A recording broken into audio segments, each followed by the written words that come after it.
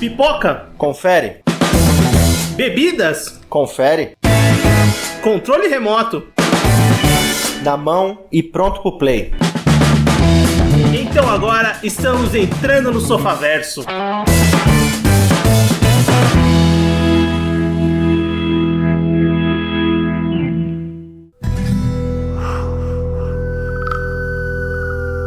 Muito bem, Sofaverso começando, voltamos para mais um episódio do seu podcast e hoje o bom, o mal e o feio, Sandra Bullock. E para fazer esse episódio eu tô com o Everton. Fala pessoal, beleza? E você falou Sandra Bullock de um jeito muito esquisito. Eu tô com o Anderson. Fala pessoal, tudo tranquilo? Esse podcast ele também tem um cheirinho de nostalgia porque dois dos filmes que a gente vai abordar aqui hoje a gente já conhece alguns dos envolvidos, então funciona meio que um recap do podcast antigo. Sim, é verdade. Tem algumas... Esse podcast vai dar gancho pra gente fazer indicações de outros podcasts, né? Sempre dá pra fazer um jabá, mas esse tem uma ligação menos forçada, vamos dizer assim. Mas se não tivesse, a gente daria um jeito também. Tem que dar um jeito. Se a gente não fizer o nosso jabá, quem vai fazer, né? E pra você que não conhece, tá caindo aqui pela primeira vez no Sofaverso, o bom, o mal e o feio é um quadro que a gente tem aqui nesse podcast em que a gente comenta 3 filmes de um tema específico ou de uma atriz específica, que é o caso do podcast de hoje, ou de um ator específico. Já teve um podcast sobre o Adam Sandler recentemente, um bom, um mal e o feio, e que a gente escolhe 3 filmes. Um filme bom, que é um filme que teve um sucesso de crítica, muitas vezes, e a maioria das vezes, sucesso de bilheteria. Um filme mal, que é um filme que teve orçamento, ele foi um filme planejado pra dar certo e foi uma bomba, foi um desastre, um problema de crítica e de bilheteria. E um filme feio, que é aquele filme trash, aquele filme tosco, que é aquele filme que nós costumamos gostar mais, né? Ou não, né? Às vezes é dolorido. Eu acho que o caso de hoje é bem dolorido. E, bem, hoje... Eu só tenho uma dúvida. Quando você diz que você pergunta pro ouvinte, caso você não saiba e tá caindo aqui, é relacionado ao filme que a gente vai falar hoje? Você podia ter usado Caindo de Paraquedas, pra ser mais específico. Pode ser. E quando você falou da bomba também, já linkou no outro filme que a gente vai abordar. Nossa, hoje você tá sagaz, cara. Você tá mais sagaz. Não, você que tá, cara. Não, eu não pensei em nada disso. Mas bem, hoje o bom e o mal e o feio vai falar de uma das atrizes mais famosas, assim, já chegou a ser a atriz mais bem paga de Hollywood. A gente vai falar da Sandra Bullock, atriz americana, que nasceu lá na Virgínia em 26 de julho de 64, atualmente ela tem 54 anos e uma carreira de enorme sucesso no cinema americano. E, bem, basicamente se a gente começar a entrar nos 3 filmes e comentar 3 filmes que ela participa, vamos falar um pouquinho da trajetória dela, né? Eu já falei, atriz americana, os pais dela são alemães, e a mãe é uma grande influência pra ela, pra ter entrado no showbiz de alguma forma, né? O pai dela era um engenheiro de foguetes e a mãe era uma cantora de ópera. Então, até os 12 anos, assim, ela viajou muito pela Europa e ela morava em Nuremberg, na Alemanha. E, bem, isso que incentivou ela a subir nos palcos pela primeira vez, tal. Então, toda aquela coisa, aquela veia artística na família que fez com que ela fosse atrás também dessa carreira, né? Não como cantora, mas como atriz. Nisso, ela acabou se mudando pra Carolina do Norte pra conseguir fazer faculdade de teatro, enfim. E posteriormente pra Nova York começar a sua carreira. Como todo ator, ela começa a carreira fazendo aqueles filmes independentes, né? Filmes de televisão. O primeiro filme que ela tem um estrelato, assim, e que ela tem uma maior visão, tanto do telespectador como das indústrias, é o Demolidor, do Sylvester, que ela participa e contracena com o Sylvester Stallone, que a gente lembra muito bem, que passou inúmeras e muitíssimas vezes na TV aberta aqui, né? Que é um clássico da trecheira bem feita, né, cara? Esse filme é maravilhoso. Cara, eu lembro que todas as vezes que eu vi esse filme eu achei legal, cara. Não, sério, não, ele não é aquele filmaço, nossa, velho, mas, cara, ele é um filme muito legal, tá ligado? Até hoje. Eu assisti há pouco tempo esse filme, eu achei ele muito legal ainda, sabe? Ele continua engraçado, cara, pelo menos. E ele tem um mérito pra mim que ele não é um guilty pleasure. Tipo, dá pra falar dele sem sentir vergonha, sabe? Ah, tá. É verdade, né? Não é um filmão também. Sim, não. Eu gosto... Mas o que mais me... É um filme ok, né? É um filme ele ok, passa mas tranquilo. assim, o que mais me agrada é um subplot que tem ali dessa crítica ao capitalismo, a coisa dos de cima estão sempre humilhando os de baixo, mas também as tiradinhas com a cultura pop, aquela coisa do presidente Schwarzenegger, as três conchinhas, que até hoje ninguém sabe pra que servem. É verdade. E bem, ela ter feito esse filme lá com o Stallone, que na época era um dos principais atores ali, não só na época, né? Por um tempo ele ainda continuou sendo, mas ali os filmes dele bombavam realmente, né? Foi algo que catapultou a carreira dela a conseguir papéis maiores. Posteriormente ela vai fazer o Velocidade Máxima, que também é um dos filmes grandes que catapultou ela pra o estrelato ali no cinema norte-americano. E bem, aí ela vai começar a ser muito requisitada, vai construir uma carreira, vai ter filmes de muito sucesso. Em 98 ela vai fundar sua própria produtora de filmes, a Fortes Filmes, que ela vai lançar grande sucesso da carreira dela como atriz. Por exemplo, Miss Simpatia 1 e 2, que são filmes de enorme sucesso dela, saíram por essa produtora, e outros filmes que ela participou. É uma atriz muito reconhecida lá, tem os seus filmes, ela fez muito filme diferenciado, vamos dizer assim, muito filme ruim, muito filme médio. Ela tem uma carreira equilibrada, porque a proporção de filmes ruins é a mesma pra filmes bons, cara. Sim, exatamente. Ela tem, sim, um monte de comédia romântica no currículo, muitos filmes de comédia mesmo, e também filmes de drama, assim, que ela mostra a sua capacidade como atriz, né? Não é à toa que ela tem várias indicações ali ao longo da carreira e recebeu um Oscar e um Globo de Ouro por atuação, né? Por melhor atriz, por Um Sonho Possível em 2010, e tem outras indicações. Bem, vamos comentar então um pouquinho dos filmes que ela produziu, os filmes que a gente escolheu aqui pro bom, o mal e o feio. Vamos lá? O bom. O filme bom que a gente escolheu foi lançado em 2013, filme dirigido pelo Alfonso Cuarón, chamado Gravidade. O filme foi lançado pela Warner Bros. em 2013, como eu comentei, um orçamento de $100 milhões e teve uma puta bilheteria de $723 milhões. É um filme que foi um sucesso comercial, um sucesso de crítica também, e também rendeu a Sandra Bullock uma indicação ao Oscar, fora que o filme Gravidade ganhou vários prêmios no Oscar, né, que 2014 que ele participou, principalmente nas partes técnicas, né. Se eu não me engano, foram 7 Oscars. Basicamente, a gente... desculpa, só... Isso. A sinopse... 7 Oscars? Não, Isso mesmo, 7 né? Oscars. Isso, perdeu só o de melhor filme pro 12 Anos de Escravidão. Ah, tá. E o Cuarón ganhou de diretor desse ano, né? Isso. Por isso que todo mundo tava crente que ia levar como melhor filme também. Sim. Bem coisas do Oscar mesmo. Mas bem, o filme... nesse filme, a Sandra Bullock vive a Ryan Stone, que é uma cientista, né? Que tá numa missão ali em um telescópio fora do planeta Terra, obviamente, junto com outro astronauta, né, que é o Matt Kowalski, que é vivido pelo George Clooney. Logo no começo do filme acontece um desastre, uma chuva de destroços de um satélite que foi atacado por um míssil russo, se eu bem me lembro isso. Acaba chegando até eles, né, causando um acidente, um problema ali. Eles têm que se virar pra conseguir sobreviver e voltar pra Terra de alguma forma, né? E, bem, antes da gente começar a detalhar muito, o que vocês acham de Gravidade? Por que esse filme é o filme bom que a gente escolheu pra vocês? Bom, primeiro, eu nunca tinha assistido esse filme, até gravar aqui, e me arrependo muito de não ter assistido ele no cinema, sabe? Porque a produção toda dele é fantástica, sabe? Eu gostei muito da história, a história é bem legal, acho que desenvolve muito bem os personagens, sabe? Mesmo, e só através do diálogo, sabe? Principalmente a personagem principal, que é a Ryan Stone, né? E, cara, a direção do Cuarón é muito legal nesse filme, cara. Ele faz umas escolhas, às vezes, que são... Você para e fica analisando a cena, você fica pensando, pô, mano, olha que escolha legal que ele fez aqui, sabe?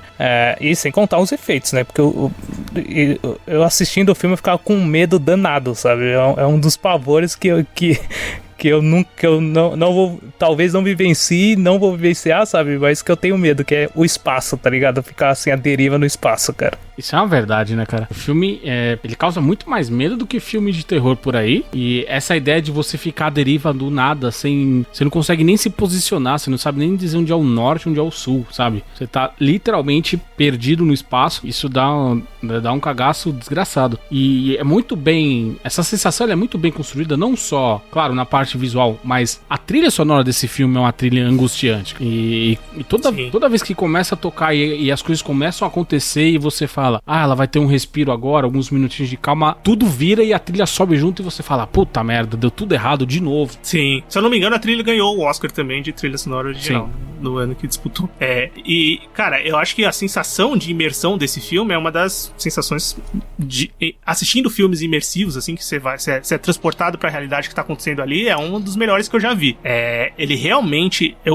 Puta, quando eu assisti também, eu não tive a oportunidade de assistir no cinema, acabei não assistindo. E assistindo, eu lembro que era comentado na época, e assistindo eu tenho certeza que o 3D dele, de fato, devia ser muito funcional. Ele devia te trazer muito pra sensação do que tá acontecendo no filme. Porque você assistindo ele fora do 3D, porque você vê que tem cenas que realmente são montadas ali pra você ter a sensação 3D. Mas mesmo fora daquilo, você fica totalmente imerso no que tá acontecendo. A história do Cuarón, o roteiro é dele com o filho dele, com o Jonas Cuarón, é bem simples, é um acontecimento, vamos dizer assim, rápido, bem simples, bem linear, mas que exige muito da Sandra Bullock e do papel dela, porque o filme inteiro tá ali, focado nela. O George Clooney aparece ali no começo, depois aparece de novo, enfim.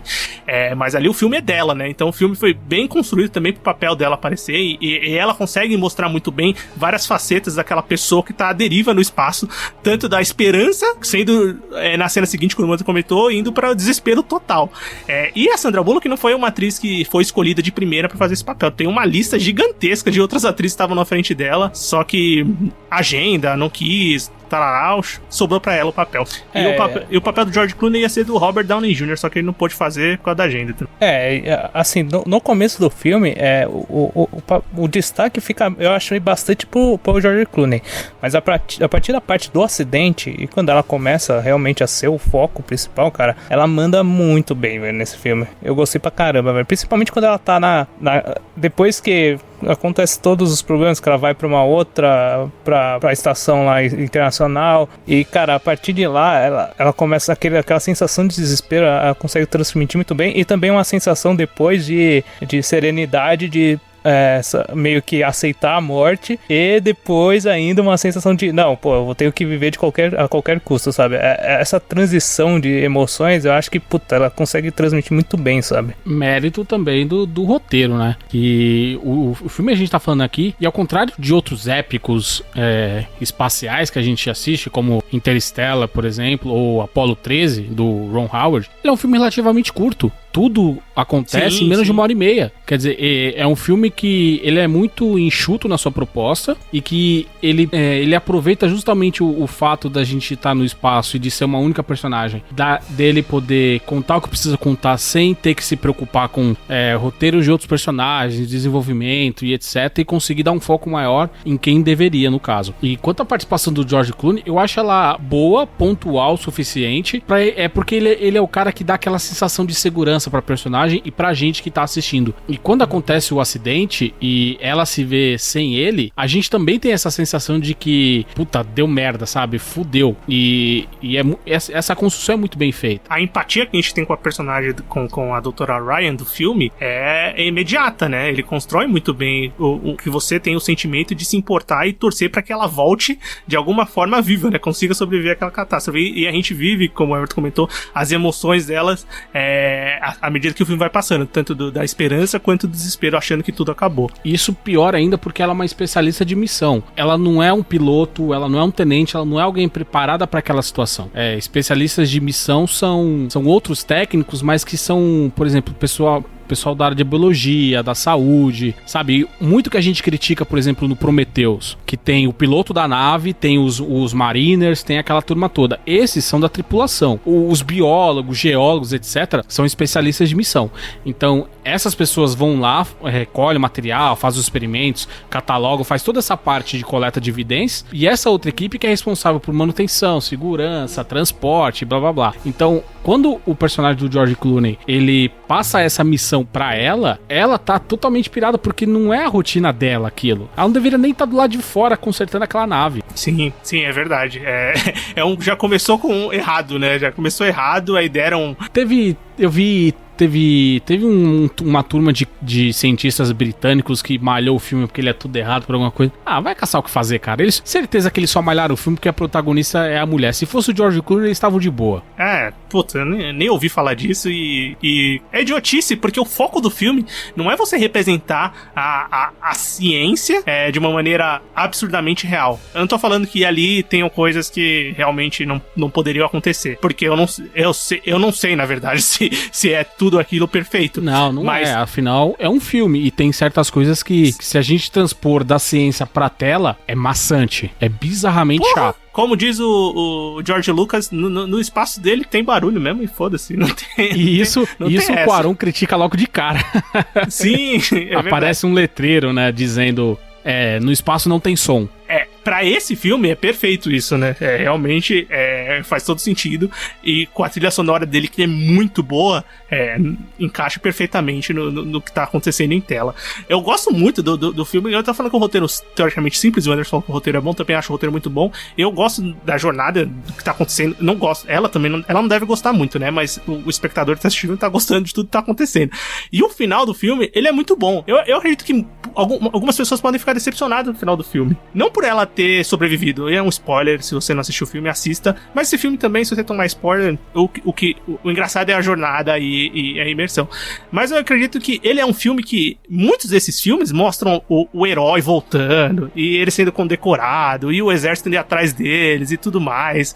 E nesse filme não, ele termina com ela chegou, isso que importa. Então, e esse filme, esse final do filme é literalmente a teoria de como a vida chegou na Terra. A vida chegou na Terra através de um corpo espacial e caiu numa parte de água e foi desenvolvendo, e é tudo muito igual. Quem estudou isso no colégio, na faculdade, sei lá, vai entender que tem esse processo. Claro, no filme é tudo rápido, porque afinal, né, é um ser humano, ele já tem essas habilidades. Mas a ideia do corpo que sai da água e não anda, ele rasteja, aí ele começa a desenvolver uma perna e começa a desenvolver o passe e tem um mundo novo pra explorar. E realmente ela não precisava ser condecorada por aquilo, porque pelo que dá a entender no filme, deu uma merda na Terra e ela talvez, isso não precisa explicar, talvez seja a única pessoa viva ainda. Então é um final que literalmente te dá a possibilidade de você projetar qualquer coisa. Sim, sim. A gente entende no começo que aconteceu alguma coisa muito séria, né? E ela consegue voltar de alguma maneira, mas a gente não sabe exatamente o que aconteceu. Mas a graça do filme é realmente você dar um pouquinho só de pano de fundo pra você entender mais ou menos o contexto do que tá acontecendo, por que aconteceu aquilo no começo do filme. Mas a ideia, pelo menos que passou pra mim, eu acho que acredito pra vocês também, é você entrar de fato naquela busca por sobrevivência da personagem da Sandra Bullock, da personagem da Doutora Ra. Quando eu falei na questão de escolhas, assim, de cenas, assim, essa é uma que o Anderson falou, que eu acho muito legal, que é ela saindo da água, rastejando e tal, essa figura que mostrou, tá ligado? Mostrando tipo meio que a evolução. E o Cuarón, ele tem uma cena que essa cena eu achei a mais legal do filme, que é quando ela consegue entrar na estação espacial internacional lá, dos russos, onde tá tudo em russo, sabe? Que ela entra e é como se ela estivesse no útero, sabe? Quando ela tira todo o uniforme e tal. E ele faz toda uma cena como se ela fosse um feto no útero, sabe? Cara, essa cena eu olhei e falei, caramba, mano, olha que legal, tá ligado? E como faz sentido, porque ela realmente sobreviveu, é como se ela tivesse vivido de novo, sabe? Renascida. Cara, é foda demais, velho. Esse filme é muito bonito, né? Ele tem muitas cenas, assim, realmente esteticamente muito bonitas, fotografia e toda a montagem de cena. O filme é muito bonito, além de competente, né? O Jaime Camarão falou que é a fotografia de espaço mais bonita que ele já viu. Mais até do que a do filme dele. Eu olho aqui pra ele falar isso, ele realmente deve ter achado bonito.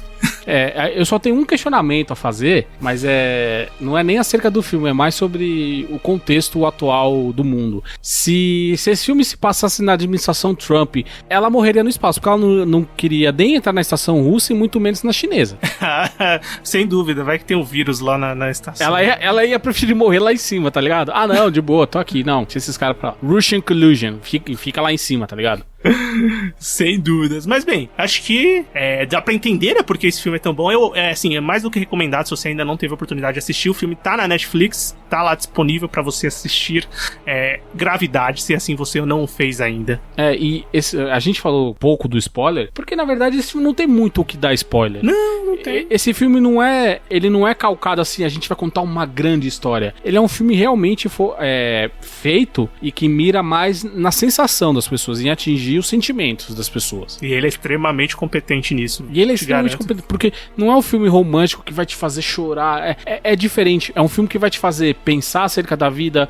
É um filme que vai te fazer pensar sobre questões que muitas das vezes são mundanas. Ver que a gente, perante o espaço, a gente é absolutamente nada. A Terra, que é um puta planeta gigante redondo é uma bola flutuando no meio do nada. Eu passei o filme inteiro me questionando. Ela não tem um minuto onde ela tenha um lugar onde ela se sinta realmente confortável e fale assim, eu tô em terra, eu tô pisando no chão, tem alguma coisa abaixo de mim. E quando você para pra pensar que é uma falsa sensação de segurança porque a terra também tá flutuando no meio do nada. Caralho, então, imagina... Esse filme te aborda, ele te faz pensar em muitas coisas fora da casinha que a gente costuma sentar o filme e assistir, legal, beleza. Aquela sensação do astronauta do Matt vivido pelo George Clooney puxando ela, tipo, você só se segura que eu vou te puxar, e puxando ela lá até chegar na outra estação.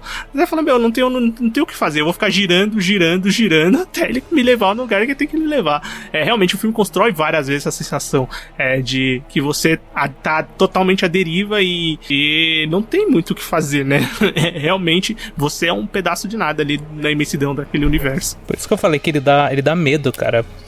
Tem uma cena que é em primeira pessoa, que quando ela tá chegando na estação e ela tem que ir pra entrar dentro da estação espacial, né? E ela tem que ir se segurando nos lugares. E ele faz em primeira pessoa a cena, né? Cara, isso dá um medo gigantesco, sabe? Quem tem acrofobia, como é o meu caso, sofre demais com esse filme. Desculpa ter te feito assistir de novo.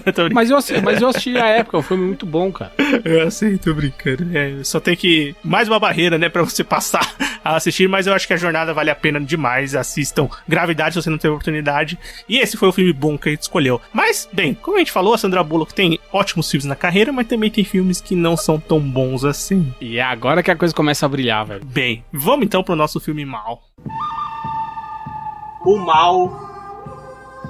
Bem, o filme Mal, que a gente escolheu, foi lançado em 1997. É a continuação de um dos maiores sucessos da carreira da Sandra Bullock, que é Velocidade Máxima, ou Speed no título original. Eu tô falando de Velocidade Máxima 2. Eu tô falando Velocidade Máxima 2 porque eu só tenho o título dele em inglês. É Speed 2 Cruise Control, mas eu não sei qual foi a tradução pra português. Velocidade Máxima 2. Só isso? Não teve... eles pouparam a gente. No Brasil é pra dar a ideia direta da sequência. E nos Estados Unidos, muitas vezes as sequências não levam a numeração. Elas levam o local onde acontece o filme, como é o caso aqui. Bem, ainda bem que eles não traduziram, não inventaram nenhum título pra ajudar, se bem que esse filme não precisa de muita ajuda, né? Quer dizer... no Brasil ele se chamaria Velocidade Máxima 2, Nau Vascaína, porque tá pra cair, né? Já caiu, né? Já caiu, né? No momento da divulgação desse cast, já caiu. Ah, sim. Mas bem, o filme, que é a continuação do sucesso que ela teve lá, em que ela era protagonista junto com Keanu Reeves do filme, traz de volta a direção do Jan de Bont, que é o cara que dirigiu o primeiro filme, criou a história. E bem, esse é um filme totalmente criado porque o primeiro fez muito sucesso. O estúdio queria mais um filme, eles falaram, vamos fazer. Convenceram a Sandra Bullock a fazer, a Sandra Bullock foi lá e fez, e o filme foi um fiasco, tanto de crítica quanto de bilheteria. O filme teve um orçamento ele tem um orçamento oficial de 110 milhões de dólares. Mas eles colocam... corre a boca miúda que o filme gastou de 135 a 160 milhões de dólares, então um pouquinho mais do que eles divulgaram. E o orçamento, o que ele faturou nos cinemas foi 164 milhões de dólares, então foi um fiasco de bilheteria, um fiasco de crítica. O Keanu Reeves não volta pra reprisar o seu papel. Agora, quem toma o lugar dele como um novo agente, um novo namorado da personagem da Sandra Bullock, a Annie Porter, é o Jason Patric, que é um ator. O que a gente pode falar do Jason Patric? Primeiro que ele não é ator. Você pode falar assim, não sei. E, bem, o filme tem o Willem Dafoe também, que vai viver o vilão dessa vez do filme. Eu não sei o que tava acontecendo na vida dele, se ele tava mal das pernas, se ele tava devendo hipoteca, divórcio. O que levou o Willem Dafoe a fazer esse filme, cara? Mas o Willem Dafoe também é outro ator que tem filme muito merda no currículo, velho. Cara, mas nada como esse. Aí eu já não sei, tem que dar uma olhada, mas ele tem um filme merda no currículo. E não é nem o filme do Lars von Trier, cara. E ele faz muito filme, né? Então, ele faz muito filme mesmo. Toda hora ele tá em algum filme, 2, 3, 4 por ano, sei lá, é um negócio absurdo. Então, a chance dele não fazer sempre filmes bons é muito grande, mas esse filme realmente é um pouquinho mais complicado. Mas bem, antes da gente começar a comentar de fato, deixa eu só falar rapidamente do que se trata, né? A Sandra Bullock já era super famosa, tinha feito Velocidade Máxima, enfim, já era uma atriz que já tava ganhando um bom dinheiro, já era uma atriz mais em ascensão e aceitou fazer esse papel, essa continuação, porque provavelmente ela ganhou muito dinheiro pra fazer isso. Ela reprisa o seu papel como a Annie Porter, que é uma uma jovem que agora namora com o... É Alex? Não, Alex é o antigo. Não, é o Alex nesse, né? É o Alex, o antigo é o Jack Traven. É o Jack, exatamente. Eu confundi, porque ela fala o nome dos dois no começo do filme. Ela até fala no começo, quando ela descobre a profissão do namorado, eu terminei com o Jack e você tá fazendo igualzinho. É aquela cutucada no filme anterior, tipo, o Keanu Reeves não quis... O Keanu Reeves tá gravando esse tal de Matrix e não quis fazer velocidade máxima 2, cartinho. Foi exatamente isso. E, bem, o Alex é vivido pelo Jason Patrick, que era o namorado da Sandra Bullock na época, né? E eu fiquei abismado com isso, porque é química zero. Acho que eles não era possível, cara. Eu acho que eu li num lugar uma fonte muito errada. E, bem, eles são namorados, enfim, o personagem de Jason Patrick, o Alex, é um policial, né? A Porter eu não sei nem qual é a profissão dela, é uma mulher que dirige muito mal. Ela é bom vivan, pelo jeito, né? Profissão. E, bem, o filme parte da ideia de que eles, o namorado, pra se desculpar com que ele tinha escondido que ele era um policial, de fato, um policial de esquadrão suicida, como eles falam no começo. Policial do esquadrão suicida, isso é muito não era ele falava que era um policial da praia, né? Um salva-vidas, enfim, qualquer coisa assim. Aí, na verdade, ele é um policial do esquadrão suicida, que não deve existir, né? Mas tudo bem. Nesse filme existe. Não, é só uma forma particular de se referir, né? Mas o cara é tipo da SWAT genérica ali, cara. E bem, ele acaba, pra se desculpar, convidando ela pra passar umas belas férias num cruzeiro. Se eu não me engano, é pra Bahamas. Ou ali no Caribe, um cruzeiro pelo Caribe em geral. Ali os caras praticamente não saem do porto, tá ligado? Não vai pra lugar nenhum esse navio. E bem, vão pra esse navio, pra esse cruzeiro, e a bordo desse luxuoso cruzeiro de altas aventuras e coisas lá dentro pra se fazer, tem um vilão, um louco, um cara que quer destruir o navio e as pessoas que estão lá dentro, que é vivido pelo William Dafoe. E bem, agora eu quero saber de vocês. Por que esse filme é um filme mau? Por que esse filme não deu certo? Por que esse filme fez com que a Sandra Bullock fundasse a produtora Fortes Filmes que eu comentei? Porque ela queria ter o controle da carreira dela. Porque esse filme foi uma bomba, assim, que realmente deu uma manchada na época. Eu tenho 3 motivos que eu tuitei sobre por que esse filme é uma merda. Primeiro, Jason Patrick. Segundo, velocidade máxima no navio. Isso não faz sentido nenhum, cara. Não faz, porque qual que é o legal do primeiro? Você tá a bordo de um ônibus que tá circulando pela cidade. Existe o senso de urgência, existe aquela coisa assim, caramba, muita gente vai se ferrar se esse ônibus explodir. No navio, cara, o navio tá lá de boa, não é tão rápido quanto o ônibus, tá, aquela coisa toda. Mas o pior motivo, Carlinhos Brown, velho.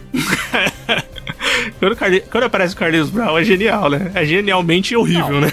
Cara, mas os diálogos desse filme foram escritos por uma criança de 5 anos de idade. É ruim. E o roteiro... Ele chama a mulher pra viajar com ele, aí ela, não sei, eu trabalho 6 dias na semana e tal. Aí daqui a pouco, ambos estão no navio, é festa, aquela coisa e tal, não sei o quê. Corta pra outra cena, eles estão falando alguma coisa de namoro, aí ela, mas a gente nem se conhece. Como que você viaja com alguém que você não conhece, então? Esse filme, ele perdeu vários pontos que ele tinha de positivos no primeiro. Esse senso de urgência, eu acho que é o principal, fundamental, que o Anderson comentou. Primeiro você tem aquele senso de urgência, aquela coisa, aquele ônibus que não pode parar praticamente o filme inteiro, e mesmo quando isso acontece, a gente tem um arco final ali que ainda é impactante, se você ainda tá envolvido com a trama. Trocar o Keanu Reeves pelo Jason Patrick também faz uma diferença, assim, gritante. Não que o Keanu Reeves também seja um maravilhoso ator, mas ele tem um carisma enorme que o Jason Patrick não tem. Ele tem o carisma de uma porta. A interpretação um pouquinho pior que a porta. E o ponto, o primeiro filme, ele tem esse senso de urgência e ele tem umas piadas pontuais que funcionam pra você dar aquele enredo de aventura e de que algumas... aquela risada no meio da tragédia, sabe? Que tá acontecendo, puta, a gente tá fudido, mas tem uma piadinha ali inserida em alguns momentos. Nesse filme, todas as vezes que eles vão inserir algum tipo de piada, é lamentável, é de chorar. É muito ruim. É muito mal feito. E a começar pelo vilão também. O Dennis Hopper, no filme anterior, ele é um cara que te bota medo, porque até acontecer a grande parte do filme, a grande ação do filme, ele já matou uma mulher. Ele falou, se esse carro diminuir a velocidade, eu vou matar a mulher. Foi lá e matou a mulher. Matou o parceiro do Keanu Reeves, interpretado pelo Jeff Daniels, o Harry. Matou o Harry. Ou seja, é um cara que falou assim, eu vou fazer. Ele vai lá e faz. Ele não perde tempo. O William Dafoe não, é só um maluco. Tá piradinho na batatinha lá, chega lá um dia, vou fazer um monte de coisa aqui e não faz absolutamente nada, cara. Os planos dele dão certo por conveniência de roteiro. O que eu acho muito tosco é que assim, o William Dafoe, ele é o cara que fez o programa que controla o navio, né? Sim. E ele quer. Então, e o objetivo dele, ele fala lá, não, eles me demitiram e tal. Só que o objetivo dele era roubar os diamantes, certo? Ninguém sabe os objetivos dele. Mas ninguém fala isso, ele não fala explicitamente, não, vou aqui pegar. Não, tipo, quando você tá assistindo o filme e aparece a mulher falando, aqui é um desfile de diamantes, que porque tá num cruzeiro eu não faço a mínima ideia.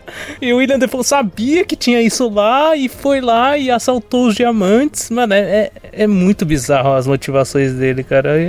No primeiro momento, parece que a motivação dele é simplesmente vingança, né? Se vingar porque ele foi demitido, assim, que a empresa que contratou ele e tal, descobriu que ele tinha uma doença, enfim. E posteriormente tem essa parte dos diamantes. Então, vamos inventar. Acho que eles foram inventando umas partes no roteiro pra ir acrescentando, pra conseguir dar conta de 2 horas e 5, porque esse filme tem 2 horas e 5 minutos e parece que ele tem 8 horas e não acontece um monte de coisa e não acontece nada ao mesmo tempo. E, bem, é difícil continuar. E é ridículo isso, cara. Porque dava pra fazer uma boa história mesmo só com a questão da vingança. Pô, essa empresa me ferrou, vou ferrar com ela, dá pra você contar. E de repente esse filme ele começa a disparar pra tudo quanto é lado. Porque o cara quer vingança, mas ele não quer vingança, ele quer roubar a joia, mas ele também não quer roubar a joia, ele quer explodir um navio e ele quer fugir. É um cara que tá seguindo o roteiro, ele não sabe o que ele quer. Ele tá ali pra preencher espaço. O que eu acho tosco é que ele é cheio de vamos fazer alguma coisa aqui, alguma tragédia,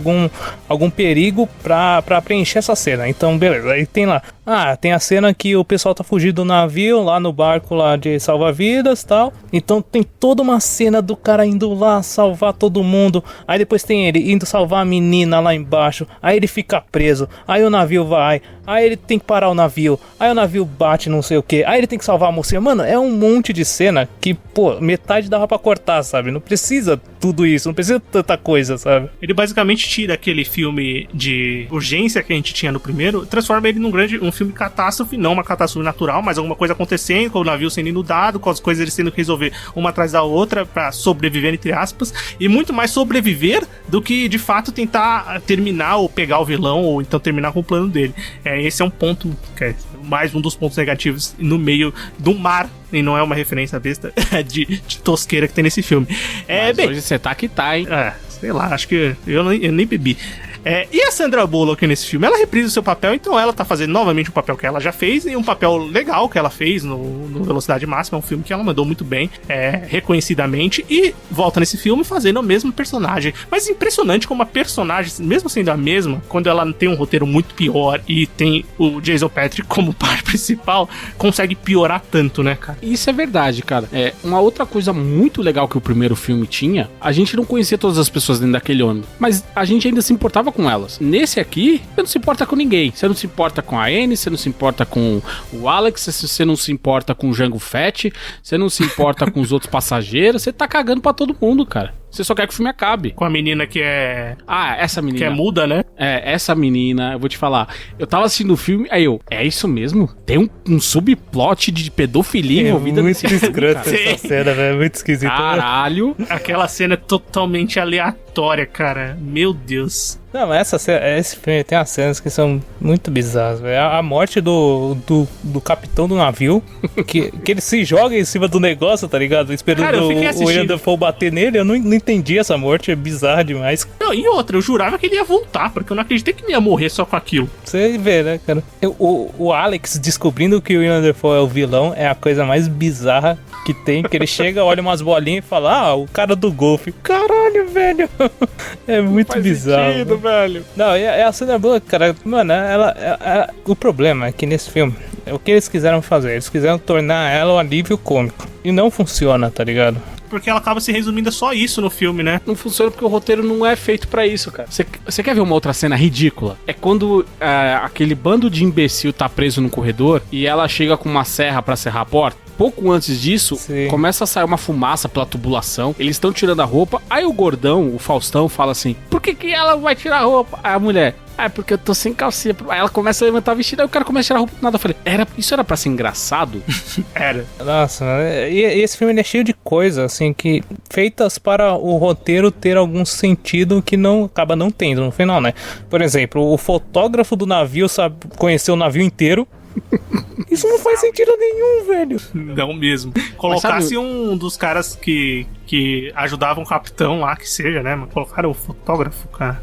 Então, cara, e aí isso me leva a outra questão, que é a geografia das cenas, cara. Você não sabe de que lado as coisas estão acontecendo. Não, é péssima mesmo. É tanto corte e tanta mudança de ângulo de câmera que você não sabe. Hora tá vindo da direita, hora tá vindo da esquerda. E a sensação de velocidade, e aí trocadilho muito intencional do filme, ela não existe, porque certa passagem do filme, eles estão tentando parar o navio e fica, parece quase uma hora que o navio tá tentando ser parado. O navio vai lá e evita a colisão com outro navio. Daqui a pouco, em 5 minutos, eles andaram o triplo da distância e o navio tá pequenininho lá no fundo. Essa sensação de tempo não existe. É irreal a escala usada no filme. E aí o que me leva à segunda e maior crítica do filme. Vocês vão bater num navio que tá a sei lá quantos quilômetros de distância, e você também corre o risco de bater na costa. Seu navio não para. Por que você não vira e começa a navegar em paralelo à costa? Pronto. Não dava pra pensar nisso na hora. Isso é uma das coisas que eu não entendi. Eles conseguiram fazer o navio virar pra não bater no navio, mas não conseguiram fazer virar pra não bater na... Não faz sentido. Na cena seguinte, o navio não podia ser virado, que porra. Cara. Não, realmente, não faz sentido. Isso que o Anderson falou da geografia da cena, isso é muito bem visto no filme, porque eu acho que eles tiveram tanto budget, tanto dinheiro pra fazer, que eles quiseram fazer muita coisa. Muita inundação, muita cena deles nadando, muito navio, muitos closes do navio, enfim, muita coisa. Pra contratar o Carlinhos Brau também deve ter sido uma quantia de dinheiro bem considerável.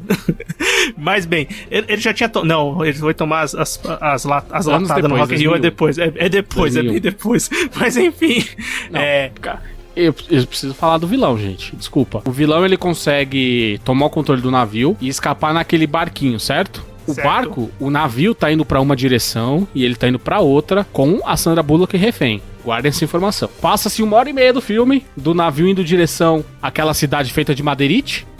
Daqui a pouco o Jason Patrick pega um jet ski, volta na direção do vilão e alcança o vilão. Quer dizer, o vilão praticamente não andou. Ele ficou parado no oceano, não é possível. Não teve uma distância ali. Não obstante, a Sandra Bullock se desencilha do vilão e aí vem a melhor frase do filme, que o nosso vilão vira pra ela: você tem que ficar comigo, você é minha refém. Ou seja, como se fosse um contrato verbal entre eles, cara. Que porra é essa? Não faz sentido nenhum as escolhas dos personagens.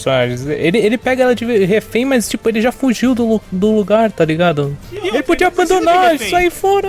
Mas cara, olha só, se você tá andando pra uma direção e uma outra pessoa tá andando pra uma outra direção, passa-se 1h30, quando essa segunda pessoa tentar te alcançar, ela não vai conseguir te alcançar mais, concorda? E ele alcança. Cara. Como? Que geografia é essa, cara? Eu acho que o Ian Defoe tava rodando em círculos. Eu também acho, cara. E, cara, esse filme, ele trata diferente o vilão, porque no primeiro, o personagem do Dennis Hopper, ele não fica aparecendo toda hora, obviamente, ele lá... é um cara que dá medo, de fato. É um cara que dá medo, ele não tá... Ele tá em contato telefônico lá toda hora com o Jack, mas não tá fisicamente. Aqui não, toda hora eles se trombam, né? Parece que o navio, ele só tem 3 corredores, porque toda hora o Alex se tromba com o vilão. E não consegue pegar. Na verdade, se passa num aquário gigante, cara. É isso. Ele bate... Quem jogou muito videogame, sabe? Ele chegou naquele ponto do cenário onde ele fica batendo na parede invisível, sabe? Cara, não, realmente não faz sentido nenhum. Outra coisa que não faz sentido, aquele navio onde estavam os trabalhadores lá, o outro navio colide com ele e não acontece nada. Nesse aí, um aviãozinho bate na torre e o navio inteiro explode. Realmente... Cara, esse filme é cheio dessas coisas brilhantes, né, de roteiro. São 2 pessoas que escreveram o roteiro desse filme. Eu vou pegar o nome deles que eles merecem ser lembrados. O Randall McCormick e o Jeff Nantenson.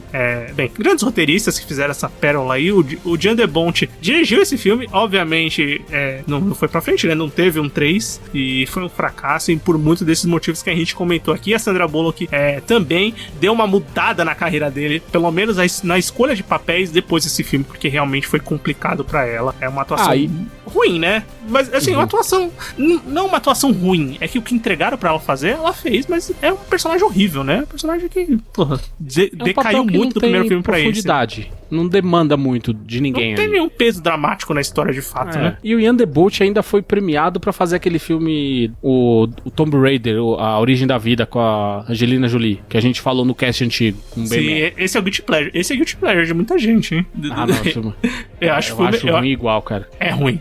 Eu acho ruim. E olha que esse filme, se ele quisesse fazer humor, ele podia pelo menos fazer trocadilhos, sabe? Na hora que o Jason Patrick pesca o avião, né? Ele podia falar, puta, isso era um peixe voador de fato. Mas nem, não tem um trocadilho, cara, nesse filme. Nada não funciona aqui. Recheado de piadas ruins, roteiro fraco, atuações pavorosas, um dos piores policiais / par romântico e uma das piores mudanças de casting da história do cinema. Eu diria isso, eu vou indo longe, que é do Keanu Reeves por Jason Patrick. Enfim, Sandra Bullock pisou na bola quando fez Velocidade Máxima 2. Vamos pro nosso filme feio, porque ele vai linkar com outro podcast que a gente fez aqui. E o feio... O nosso filme feio foi lançado em 1993, é um dos primeiros filmes também da carreira da Sandra Bullock. O filme se chama Inferno Selvagem, no título em português, ou Fire on the Amazon, no título original. Ele é dirigido pelo Luis Loza, enfim, não sei exatamente como é que se pronuncia o nome dele, mas é o diretor de Anaconda, que a gente já comentou aqui, né? No podcast 26, BMF de Animais Assassinos. Exatamente, Anderson. E esse filme, eu acho que a gente não lembrou da Sandra Bullock, né, no podcast do Meu Passado Me Condena, mas esse filme entrava fácil, hein?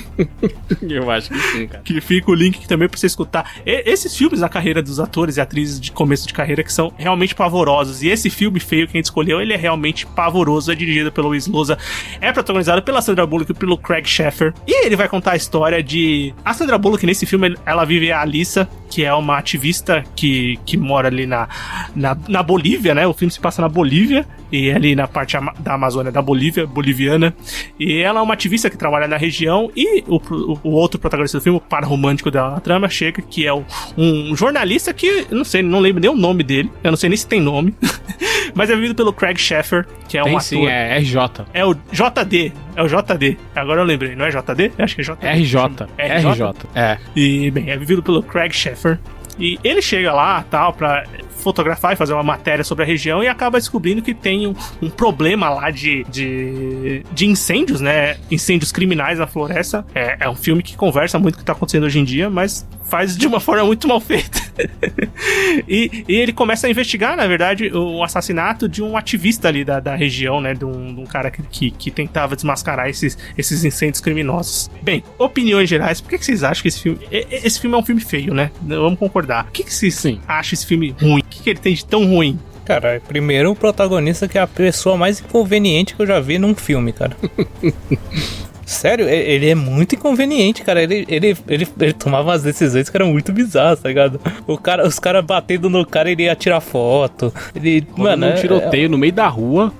Ele do lado tirando foto, é um imbecil. Cara, primeiro de tudo que eu já fiquei besta com essa cena, antes de aparecer o Craig Sheffer. Tem uma cena que tem acho que é Rafael, né, o nome do ativista que morre no começo. Sim. E eles vão, sabe quando todo mundo vai dar os braços assim, ficar na frente das árvores pra não fazer? Eles vão fazer isso, mas tá mal coreografado a parada.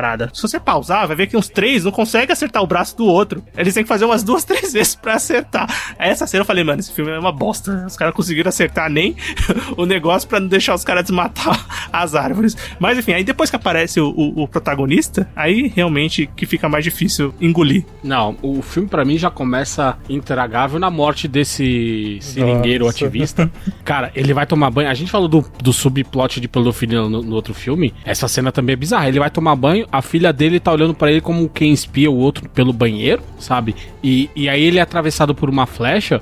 O melhor de tudo é que a menina, pai, começa a gritar lá que o pai morreu, corta pra uma tiazinha tomando chá, volta, e é isso. E essa mulher foi para onde? Essa menina é muito... Mano, essa cena é muito bizarra, porque o cara toma uma flechada e ele cai com a flecha atravessando no pescoço. A menina, pai, o que aconteceu? Eu quero acreditar que isso foi a dublagem, mas realmente ela fala isso. Mas eu não me conformo com esse corte pra tiazinha tomando chá, velho. Porque não faz... Não é assim, puta, corta a tiazinha tava tomando chá, ela ouve o barulho, volta e vai pra cena. Não, volta pra cena do tiozão morto e a mulher nunca aparece. Cara, esse filme a gente escolheu ele feio, porque ele não é nível Samurai Cop, que é uma coisa extraordinária que você ri de diversas coisas. Esse não vai dar risada, não é o o gangster lá, Rob Tal Gangster, o Mafia Man. Não é isso, sabe? Mas ele tá mais pro Dungeons and Dragons, eu acho. Ele é tosco, ele é mal feito, sabe? Ele tipo, o roteiro é tosco, o personagem principal é um imbecil. Mas os atores coadjuvantes ali da polícia, eles são níveis Mafia Man. Eles não sabem o que estão fazendo na cena. Você olha pra cara deles, eles só estão lá. Tá, também, né? Eles e todos, praticamente todos, né? Sem ser os principais, assim, né? E aí começa a grande batalha pra mim do filme, que é assistir esse tal de RJ fazendo as cagadas dele. Porque, não, eu sou um americano, jornalista, eu vim aqui pra tirar foto pra fazer a matéria. Aí ele vê uma reunião dos seringueiros e dos donos de fazenda, ele sai entrando, e daqui a pouco o cara, o guarda, fotógrafo, tá tirando foto. Eu falei, caralho, que merda de segurança é essa que não viu o cara entrando de boaça ali, velho? Tipo, ele nem a casa é gigante, tá ligado? Ele entrou pela porta da frente, mano. Não, e o pior, quando ele entra, o outro cara fala assim, tá, como você tá? Tudo bem? Não, vamos lá, depois a gente toma um café. Fala, what the fuck?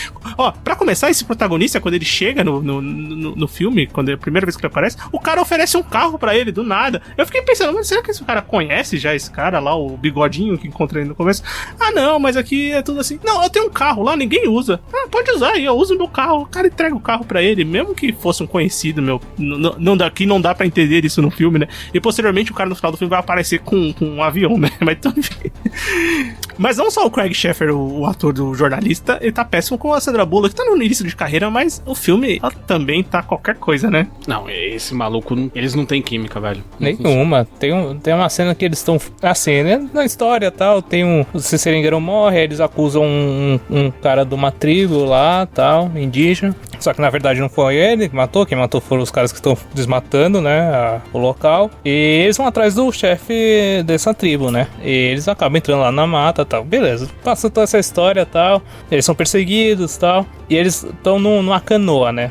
Caem no rio, beleza, eles caem no rio, aliás, saem do... Essa cena é maravilhosa, eles caem na canoa. O cara toma um tiro e eles caem coreografados da canoa, assim. Mas dá pra ver que é muito mal montada a parada. Sim, cara, é muito tosco. Aí beleza, passa isso, o cara toma um tiro, eles chegam lá na tribo. Aí o cara, com certeza, a primeira coisa que ele pergunta é: cadê perdi minha máquina fotográfica, né? A Sandra Bullock vira pra ele e fala: não, tá aqui comigo. Ela tava com uma pochete e com a câmera dentro de uma sacola plástica. Eu olhei assim e falei: Loki, velho. Mano, quando isso aconteceu, sabe? Não faz sentido nenhuma cena que realmente, essa cena, eu olhei assim e falei, mano, não é possível que fizeram uma cena dessa, cara. E não tem nenhum tiro de verdade nesse filme, né? Todos os tiros são de festim, porque ninguém sofre de fato. Esse cara tomou um tiro e ele fica de boaça. Fica de boa, toma um ayahuasca lá e...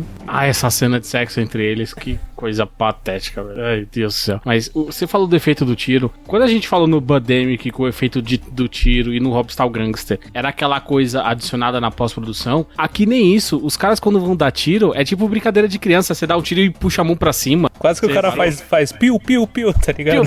É quase que ele... Só faltou ele fazer isso, cara. Cara, é muito bizarro isso, cara. E a única coisa que eu tenho, assim, de positivo pra acrescentar desse filme é que ele é um filme rápido, ele não demora.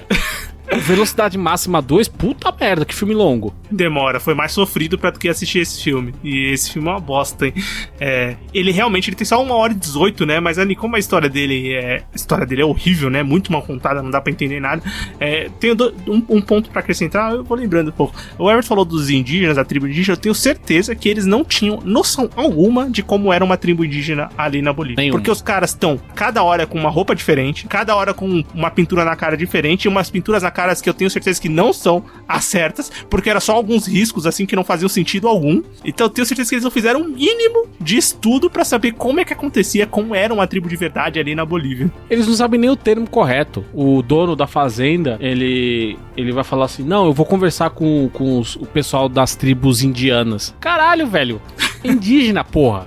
E a personagem da Sandra Bullock, como uma ativista, né? A Alissa, que é a personagem dela no filme, é uma ativista, né? Ela não tem conhecimento zero nenhum de indígena, da região, da onde eles estão, dos acontecimentos. Não tem conhecimento nenhum de nada. A única coisa que ela se importa é com aquele retardado, aquele jornalista que ela encontra e se acaba se apaixonando, entre aspas. Eu acho que se apaixona entre aspas, porque não é possível você se apaixonar por um sujeito desse. E esse maluco surgiu do nada, cara. O romance entre eles veio do nada. Cara, se ela tivesse visto aquela dança que ele faz no começo do filme, não tem como você sair com um cara desse, me desculpa. Não é possível. Você viu a dança deles no começo do filme? Ela é minimamente lamentável. É um negócio, assim, absurdamente horroroso. É uma das cenas mais vergonha alheia que eu já vi, assim, assistindo uma pessoa dançar. Se eu tivesse visto uma pessoa dançando dessa forma na minha frente, não sei, cara, eu acho que eu ia pedir uma ajuda pra essa pessoa. Cara, e tem a conspiração que é mais idiota que eu já vi. Porque assim, na história, eles culpam os caras lá que estão desmatando, eles culpam o indígena de ter matado o seringueiro lá, que era o que protegia e tal. Porque digamos, são 3 grupos, né? São os indígenas, os seringueiros e os caras que estão desmatando lá pra fazer os fazendeiros, né? E os fazendeiros controlam a polícia lá e a polícia mata um indígena pra culpar ele como se ele tivesse matado o chefe dos seringueiros, né? Aí eles falam assim, ele se enforcou na cela. Beleza, tal. Passa o filme e eles descobrem lá que o cara não se enforcou. Ele tomou 2 tiros na cabeça e os caras colocaram uma peruca pra fingir que ele não tinha tomado um tiro. Caralho, não era mais fácil ter enforcado de verdade o cara, velho? Não faz sentido nenhum essa conspiração dos caras, velho. Era muito, muito mais trabalhoso você dar um tiro do cara e colocar uma peruca nele, velho. Não era nem uma peruca, era um aplique, velho. Que era só um tufo de cabelo. Cara, e os tiros foram... Só esses tiros, as balas desse filme mesmo ia causar aquela lesão que eles mostraram no filme, né? Se fosse tiro de verdade, não ia ficar só aquele roxinho que ficou no pescoço do cara, né? Não, roxinho, aquilo parecia cicatriz de catapora. Quem já teve catapora sabe o que eu tô falando. E aquilo não parece ferimento de projétil, cara. Cara, não mesmo. E, cara, é totalmente estereotipado também o filme, né? Tanto os militares e policiais ali da região, quanto os indígenas, eles não têm conhecimento nenhum, então eles criam o estereótipo que eles acham que é o certo, colocam naqueles personagens e, bem, vai aí, faz o filme, conta essa história de merda que eu quero contar. E o final é horroroso, cara. Não faz sentido nenhum. É uma sequência de coisas aleatórias. A personagem da Sandra Bullock toma um tiro, aí eles saem correndo, aí chega um cara, o cara que é o hitman lá dos caras, começa a tirar umas flechas, ele mata o chefe da tribo indígena lá, os caras fogem de avião, não explica o que acontece, não sabe se ela morreu, e acaba o filme, assim, vamos acabar o filme aqui, porque acabou a fita, tá ligado? E o fogo na Amazônia, que é o título original do filme, só aparece lá no comecinho e depois não tem mais fogo nenhum, né? Só tem o fogo lá na cabana, né? Que vai salvar o moleque. Isso, essa cena é maravilhosa. Que é uma cena que ela tenta trazer algum tipo de heroísmo pro nosso protagonista, né? Mas... Não, ele é só um pau no cu. Porque quem tá fazendo o trabalho pesado é a Alissa, ela tá salvando o moleque, fazendo respiração com ele pra tentar trazer ele de volta. Ele fica parado com a câmera olhando do nada, assim. Será que eu ajudo ou será que eu tiro uma foto? Não sei. Ou seja, ele já tava doidão antes de tomar o chá. A verdade é essa. E o Everton falou dessa cena do tiro no final. É incrível como a mesma arma, ela tira 2 tiros com potências diferentes. Porque quando ela acerta um dos seringueiros, ele morre na hora. Quando ela acerta a Sandra Bullock, ela fica mais uns 20 minutos agonizando até o final do filme. E ninguém sabe se... Ela não deve ter morrido, né? Mas enfim... Pois é por isso que eu tô dizendo agonizando. Eu não sei se ela morreu ou não, mas... Sim. Um morreu na hora e tomou um tiro perto do braço. Ela tomou um tiro na altura do coração e ficou agonizando um tempão ainda. Então... E quem era pra ter morrido, que era o protagonista, não morreu, né? Aquele desgraçado tomou um tiro e continuou como se nada tivesse acontecido. Esse cara, eu tava tentando me lembrar dele. E aí eu não lembrava dele jovem. Porque ele jovem, ele parecia o Dave Boreanaz, jovem. Hoje, ele velho, ele é a cara do Mickey Rourke. Espancado, amassado. Então digita o nome dele no Google agora. Eu vou dar uma olhada nele, velho. Mas que eu tenho vontade de socar a cara dele. Hoje até ficar ele tá a cara do Mickey Rourke. Eu tenho vontade, cara. Porque é realmente bizarro. E pra falar a verdade, eu gostava das cenas que o policial falava: eu vou arrancar esse seu rabo de cavalo. E batia nele, cara. Porque o cara era muito chato, velho. O cara era muito conveniente, velho. O Everton falou do cara chato. Ele é o caso do protagonista que a gente detesta. Ele é o Seiya que vai fazer ativismo na Amazônia, cara. Sim, nossa. Eu gosto mais do Seiya do que ele, disparadamente, cara. Esse me irritou, cara. Que protagonista de bosta. E que pena que a Sandra Bullock teve que contracenar com um merda desse. Que esse ator, eu não sei se ele melhorou depois, mas nesse filme é uma coisa horrorosa. O personagem dele é um tipo de pessoa. Eu não tô falando de homem, é um tipo de pessoa mesmo que eu tenho nojo, me irrita, que existe, infelizmente existe. E, bem, é uma junção de um monte de coisa que realmente dá muito errado. E o filme é ruim, o roteiro é ruim, a produção é totalmente horrível. E, bem, é um filme feio, como a gente comentou, não é um filme tão tosco quanto muitos que a gente comenta aqui, mas é um filme que se encaixa muito bem no feio e também pra trazer essa carreira que nem todo mundo começa por cima, né? Sempre começa fazendo filmes de origem duvidosa. Eu tenho certeza que a Sandra Bullock deve se lembrar do filme, mas não deve gostar nada que lembrem que esse filme existe. Eu acho que não, sabia? Talvez é porque esse filme ele é feio. Mas, ao contrário de muitos dos filmes que a gente fala, onde ele é feio porque ele é mal feito, ele é tosco, efeito não funciona, o orçamento é baixíssimo, aqui o que é tosco é o roteiro e a execução é muito tosca, porque na parte visual até que ele não é tão ruim, cara. Ele é até mediano ali pro que ele deveria fazer. A fotografia é legal, é condizente com o local onde eles estão, aquela sensação de floresta, clima quente, abafado, passa bem, mas o resto, o que sai da boca dos atores é pavoroso.